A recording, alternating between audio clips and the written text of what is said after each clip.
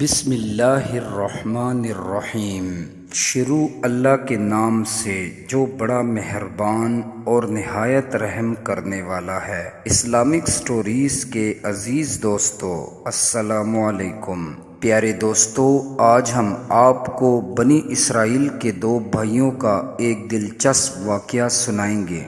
امید کرتا ہوں اس واقعے سے ہمیں بہت کچھ سیکھنے کو ملے گا۔ آپ سب دوستوں سے گزارش ہے اس واقعے کو جاننے کے لیے آخر تک ہمارے ساتھ رہیے گا۔ بنی اسرائیل میں دو بھائی تھے جن میں ایک مسلمان تھا اور دوسرا کافر۔ وہ دونوں مچھلیوں کے شکاری تھے، مگر کافر جو تھا وہ بت کو سجدہ کرتا تھا۔ جب وہ کشتی میں بیٹھ کر مچھلیوں کی طرف جال پھینکتا تو اس میں اس قدر مچھلیاں آ جاتی کہ اس کو کھینچنا بہت مشکل ہو جاتا، اور اس کا بھائی جو مسلمان تھا جب وہ جال پھینکتا تو اس میں صرف ایک ہی مچھلی آ جاتی۔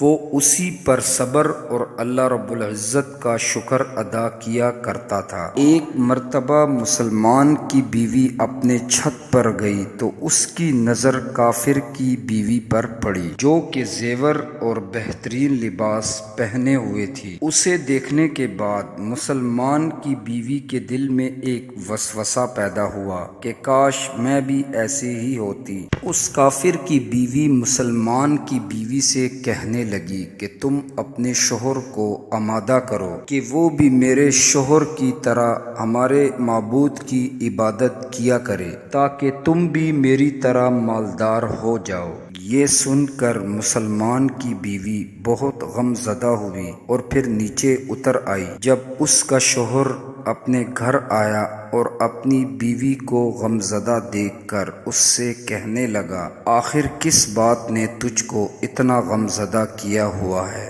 وہ اپنے میاں سے کہنے لگی، یا تو تم مجھے طلاق دے دو اور یا پھر اپنے بھائی کی طرح بتوں کی پرستش کیا کرو۔ وہ اپنی بیوی سے کہنے لگا کہ تمہیں اللہ کا اتنا خوف نہیں؟ اللہ نے ہمیں ایمان کی دولت سے نوازا ہے اور تم کیسے کفریہ باتیں کر رہی ہو؟ وہ اپنے شوہر سے کہنے لگی کہ میں مزید اب نہیں برداشت کر سکتی۔ تیرے بھائی کی بیوی زیور سے آراستہ ہے اور میں یوں ہی بیٹھی رہتی ہوں۔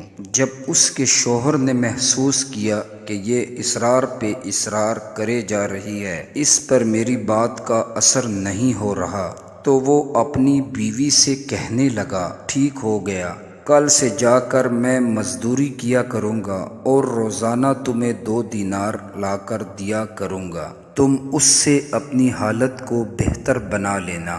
یہ سننے کے بعد اس عورت کو کچھ تسلی ہوئی۔ جب صبح ہوئی تو وہ مرد اپنے کام کے لیے نکلا، لیکن اسے کہیں پر کوئی مزدوری نہیں ملی۔ اس کے بعد وہ دریا کے کنارے پر پہنچا اور شام تک وہاں پر اللہ کی عبادت میں مصروف رہا۔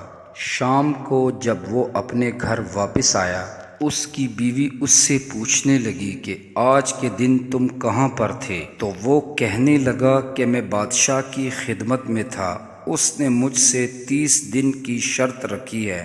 وہ عورت اپنے میاں سے کہنے لگی، آخر وہ بادشاہ تمہیں بدلے میں کیا دے گا؟ وہ کہنے لگا کہ میرا بادشاہ بہت کریم ہے، اس کے خزانے مال و دولت سے بھرے پڑے ہیں، جو میں چاہوں گا وہ مجھے عطا کرے گا۔ اسی طرح دوسرے دن وہ پھر چلا گیا اور اپنے رب کی عبادت میں مصروف ہو گیا۔ ایسے ہی پھر تیسرے دن وہ اپنے رب کی عبادت کے لیے چلا گیا۔ جب تیسری رات آئی، اس کی بیوی اس سے کہنے لگی کہ اے میاں، کل اگر تم نے مجھے مزدوری لا کر نہ دی تو تم پر لازم ہو جائے گا مجھ کو طلاق دینا۔ یہ سننے کے بعد وہ بہت پریشان ہوا۔ چوتھے روز اس نے ایک یہودی سے کہا کہ کیا تم مجھے مزدوری پر رکھ لو گے؟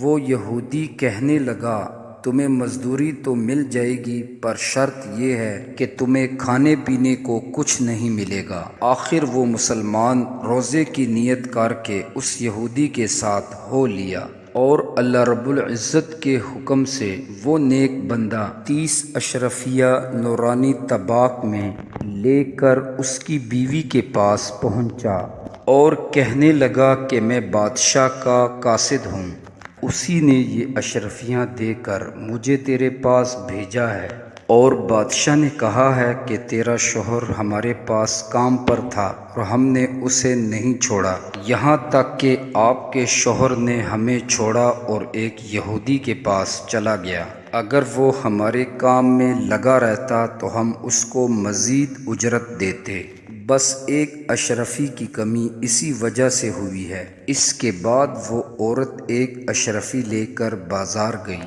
اس اشرفی پر کلمہ لکھا ہوا تھا۔